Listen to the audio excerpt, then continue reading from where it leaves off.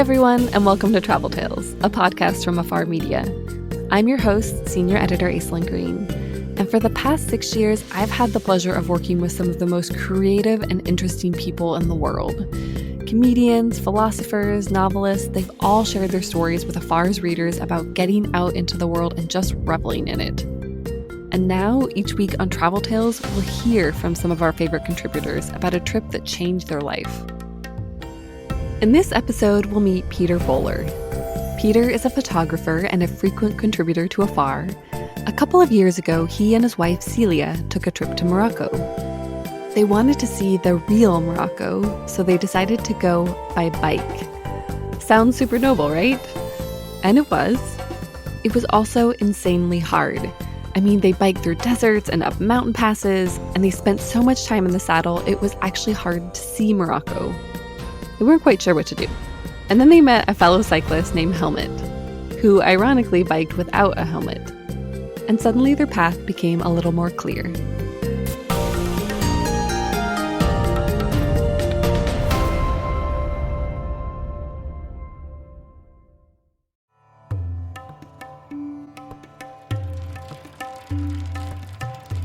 It was our second day of cycling in Morocco, and we were going to cross the Atlas Mountains. Ahead of us, a ribbon of highway seemed to switch back interminably, gleaming in the sun, and we felt every missed training ride. My fiancée Celia and I crept uphill at 5 miles an hour, one pedal stroke at a time, one foot in front of the other. It took us all day. But as we got higher, we passed these salesmen selling geodes to tourists on the side of the road, and they saw us and they yelled, "Bravo, bravo!" The sun sank, the light got more beautiful, and right before sunset, we made it to the top of the 7,000-foot pass. We felt so accomplished. We were going to see Morocco, and we were going to do it by bike. Before I go on, you should know that I'm a professional photographer, and I travel a lot. But one of the things that's funny about travel photography is that it's like drinking from a fire hose. I go on these incredible 2-week trips, except I do them in 5 days with a huge shot list and a tightly packed itinerary. I work with guides and drivers, and I rush around photographing all these different locations and all these different subjects, trying to be there at the exact right time. I see incredible places, but too often I go there very quickly, and I see them out of context, without a good idea for what it would be like to travel there on my own. And nearly always, I leave Celia behind. So we wanted to have an adventure together. We wanted to immerse ourselves in a place, so we carved out a whole month and decided to travel without an itinerary. We wanted to break free of the bubble provided by guides and cars and find our own way under our own power. And so we chose bikes, thinking that by being on bikes, we would see every inch of our route, and we would know Morocco intimately. Maybe we'd even understand it. And so we had gotten to the top of the pass. We were filled with relief.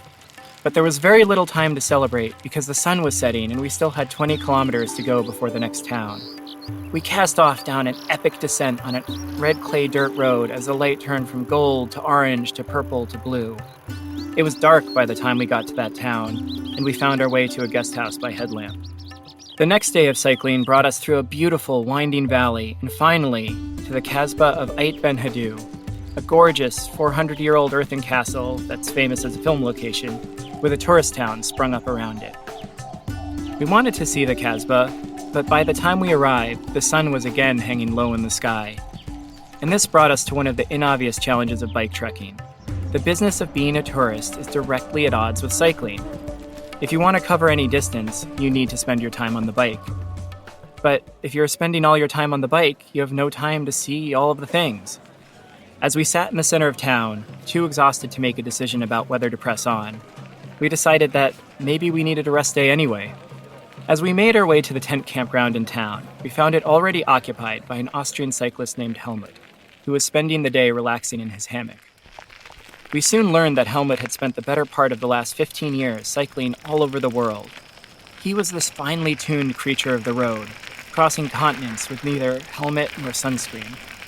His stories blew us away. Like us, he'd gotten to the top of the Atlas Mountains, but instead of coasting downhill with relief, He found a dirt path higher up into the mountains and made it to the snow line.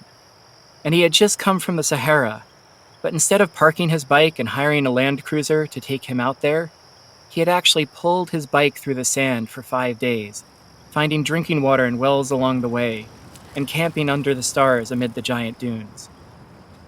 Whereas we had expensively rented bikes in Marrakesh, he had bought the cheapest mountain bike he could find in Portugal and somehow already had a buyer lined up for after the trip. And while we'd often burn an hour waiting for a tagine in a restaurant, he subsisted on gluten-free pasta that he cooked on a backpacking stove. He just had it dialed. And I know this might sound miserable to you, but it sounded amazing to us. I think that tells you something about the mindset of people who want to bike across a country in the first place. To us, Helmut epitomized this ideal of traveling outside of the normal tourist infrastructure. Wandering free on his bike, he had adventures we had never even imagined. He'd seen these magical places, but instead of being transported to them for a quick photo op, he'd worked for it, and in the process seen how these places are connected to the rest of the country. Traveling like this was hard, but we were willing to suffer for experiences like these. Talking to Helmut crystallized our goals. We were going to see everything the hard way. 2 days later, we set off south toward the dunes, but we were still struggling. It seemed like a different part of my bike broke every day. We were led astray by some enterprising locals, and by the time we got close to the dunes, we decided that maybe we needed a Land Cruiser to take us out there after all. And back on our bikes, when we did find our way off the main road and onto the old caravan path, this ancient, rocky dirt road through beautiful palm groves and old kasbahs, we felt so pressed for time that we rushed through this section, barely stopping. It was a kind of gluttony, a gluttony for experiences. We wanted to see the entire country, the wind-blown dunes of the Sahara, the rocky coast, the camels, the intricate tilework. We had been seduced by the iconic images of Morocco you see on Instagram and in glossy travel magazines. Magazines like Afar. But instead, we'd entered a world of endless bike repairs and constant, grueling uphills. We moved slowly. The dramatic landscape that we had come to see started to feel like an obstacle. And we kept wondering, are we having fun? Are we having a more authentic experience? After days of cycling, we would arrive at some destination that we had fished out of the guidebook to find it already beset by busloads of selfie stick-waving tourists. As I shuffled past, in dirty bike clothes and clutching my camera, I wondered if I was any different than them. Maybe I just smelled worse.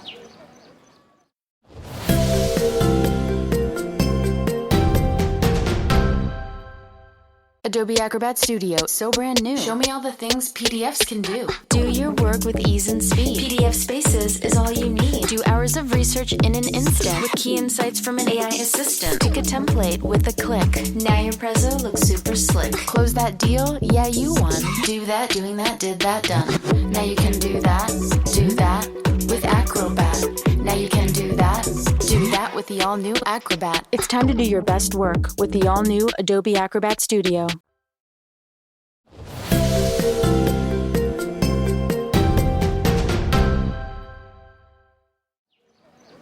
Things came to a head about 2 weeks into the trip.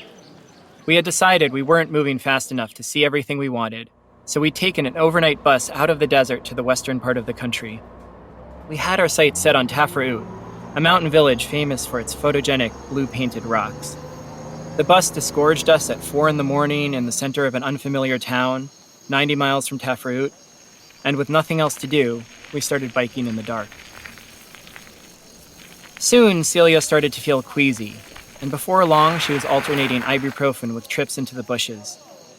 Meanwhile, the road got steeper and steeper, and after a closer look at the map, we realized with alarm that these mountains were nearly as big as the ones we'd climbed in the Atlas. After 2 hard days of slogging uphill, we arrived at Kasbah Tizergain, a beautiful stone kasbah that had been converted into a very nice hotel. That afternoon, as we drank mint tea on the terrace, we spread out the map and looked at how far Tafraout still was ahead of us. We added up our rapidly dwindling time and how many miles we could cover in a day. We realized that if we kept going this direction, this might be our last stop in Morocco. We still had so much we wanted to see, and these mountains were so steep. We felt those beautiful blue rocks drifting away from us. And we thought back on something Helmut had said. A month is nothing. After 1 month, you barely feel like you're in a place. We wondered what he would do. Would he force himself to press on? I realized that, though I didn't have a shot list for this trip, the images and ideas of Morocco I had floating around in my head were just as rigid. We had given up the speed of the car and the bubble of the tourist infrastructure, but not that mindset. We were still in a greedy rush to see it all. But biking is a holistically different way of traveling. We just weren't going to be able to see all the things that someone in a car could. We had to let that go. So we turned around and headed downhill. We let those painted rocks go. We let go of the vast market of Fez and the Roman ruins and the blue walls of Chefchaouen. We let go of the sleepy towns on the southern coast and the saffron fields of Tallaween. We decided on one last stretch of cycling, 3 or 4 days up the coast. We would end in Essaouira, a beach city known for its seaside walls, its old town, its fishing boats. But this time, the destination wouldn't be the point. On this stretch, we were just going to focus on cycling, on finding our rhythm. At the end of our first day of riding up the coast, we found a beautiful place to camp on a bluff above the ocean, surrounded by juniper trees. As soon as we had the tent set up, it started pouring rain, so we leapt inside and ate our dinner on our camping pads. A simple picnic of olives, bread, dried apricots, and canned mackerel, which we had become obsessed with for some reason. We were giddy as we listened to the crashing of the surf and the rain drumming down on the roof of the tent. The next morning dawned clear, with a beautiful sunrise. As we packed up our camp, we pulled out a small bag of gravel that a Moroccan had given us while trying to rope us into a mineral exploitation scheme. One by one, we threw these rocks into the ocean, trying to let go of all these expectations we had for the trip, and for ourselves. As Celia grabbed the last one, she looked down at it and said, "This one is for you, Morocco. I don't understand you, but why would I?" As we left camp, Celia realized she had a flat tire, and a few minutes later it started raining again. That day was super hard. We had 5 flats and a stiff headwind, but we had stopped worrying about all the things we weren't seeing. We were sad when we had to bike uphill. We were happy when we were biking downhill. We would take shelter from the rain, and we would be tired at the end of the day. And day by day, a bit of magic started to emerge. We were finally present enough to see what was around us. Still, it was with a certain humility that we saddled our bikes for our last day of riding. Just a short while later, we saw this familiar silhouette on the horizon. As we got closer, we realized it was Helmut. After weeks on the road, it really hit me just how good he was at bike packing. There were so many things I wanted to ask him. I wondered how his adventures had been, and how much ground he had covered since we'd last seen him. As we got off our bikes, I asked him what he had been doing. Smiling, he said, "Oh, not much. I took the bus to Essaouira. It's a very nice town. I was too lazy. I ate a lot." I was flabbergasted. Helmut took the bus? His enthusiasm grew as he went on. "I stayed in a great hostel with a kitchen. There was a group of Japanese tourists there. They invited me to cook with them. We made tuna sashimi." And I realized Helmut wasn't trying to be some kind of superhuman adventurer. He wasn't seeking out the hard way at all. He just took so much joy in the discovery. And by following that joy, he was truly present in these moments. As he got on his bike and headed off toward the beach, I saw what it meant to really experience a place. It had nothing to do with how many miles you covered in a day.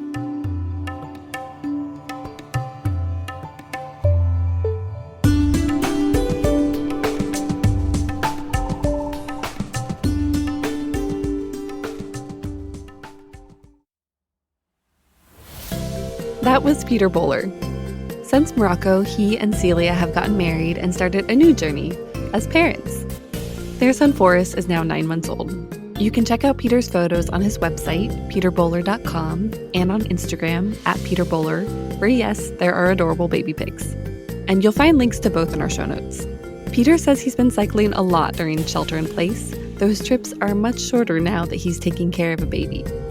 I'm getting to know the hill behind our house very well, he said with a wink. Ready for more travel stories? Visit us online at afar.com/traveltales.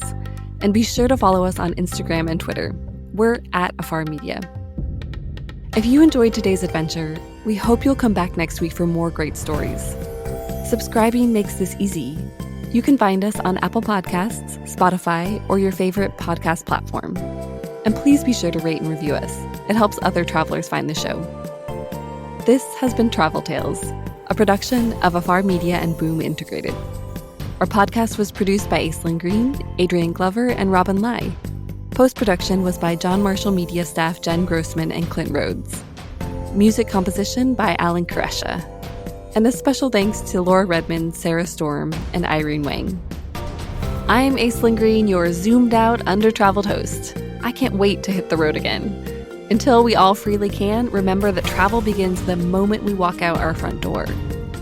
Everyone has a travel tale. What's yours?